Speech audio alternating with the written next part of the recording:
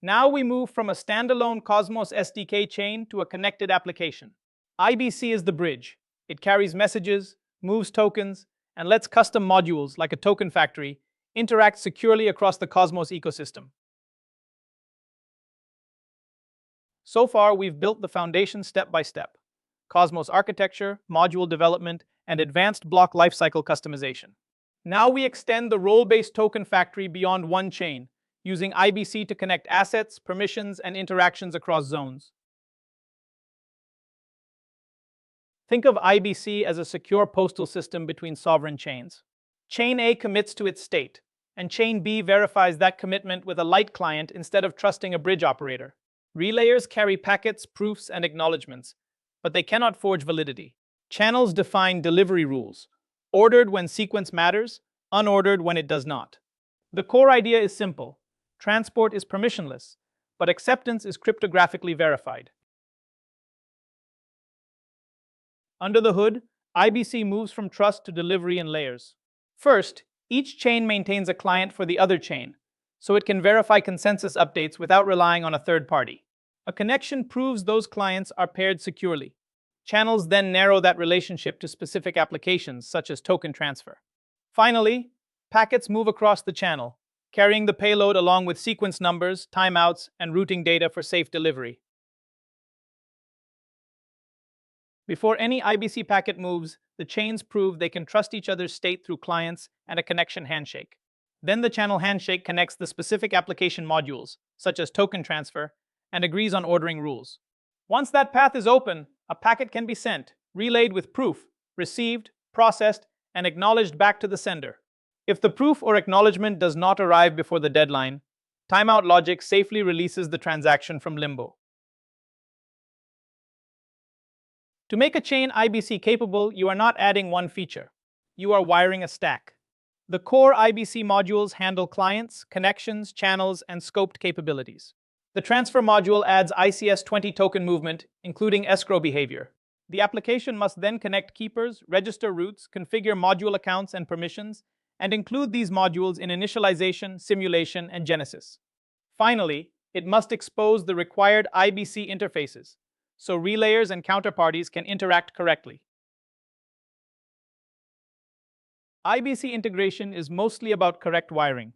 The transfer keeper needs access to channels for handshakes and packets, the bank keeper for escrow and releases, and accounts for module addresses. The IBC router maps the transfer module name to its callbacks, so incoming packets reach the right handler. Middleware can wrap that path to add fees, hooks, rate limits, or validation. If a dependency is missing or a route is wrong, channels may fail to open, or packets may execute incorrectly. Safety starts before the first block. Genesis must define whether transfers can send and receive, which module accounts hold escrow or fees, and what default client, channel, and packet parameters are allowed. Every validator must initialize from the same validated state, or the chain can disagree immediately. After launch, avoid ad hoc changes.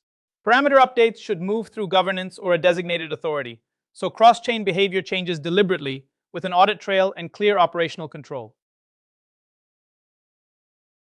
A relayer is the operator that keeps an IBC path alive. It configures endpoints for both chains, creates light clients, opens a connection, and opens a channel for the application, such as token transfer. After that, it watches packet commitments, submits proofs, and delivers acknowledgements or timeouts. If a relayer fails, packets pause. They do not become unsafe. Security still comes from on-chain verification, so production paths need redundancy, balances, monitoring, and alerts.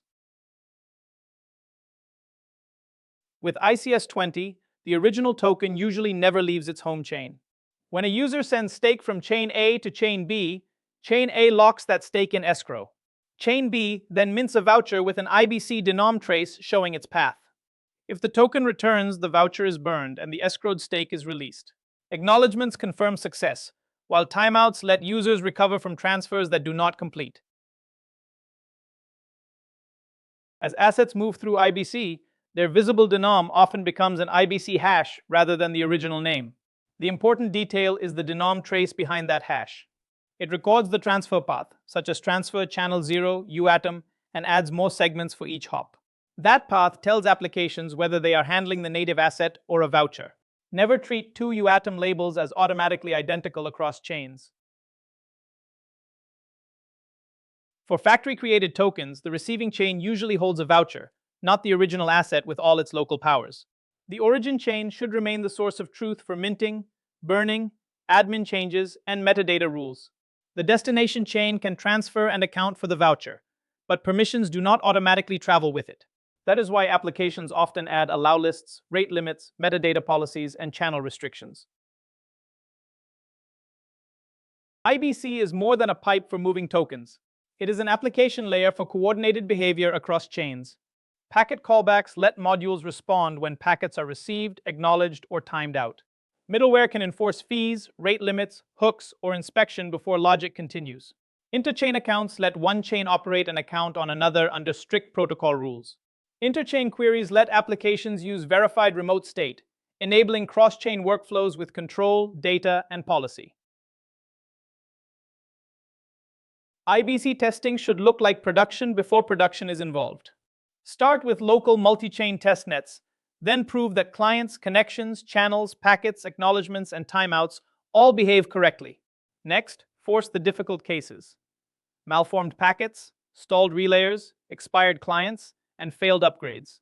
Operationally, watch relayer balances, packet queues, channel state, lag, and timeout counts. Finally, reduce blast radius with channel allow lists, rate limits, and disciplined upgrade procedures. You've now connected the full path: IBC clients, connections, channels, and packets, ICS-20 escrow, vouchers, acknowledgements, timeouts, and denom traces, and token factory assets moving across chains. The key lesson is that responsibility follows interoperability. Next, we operationalize that responsibility through configuration, monitoring, and troubleshooting.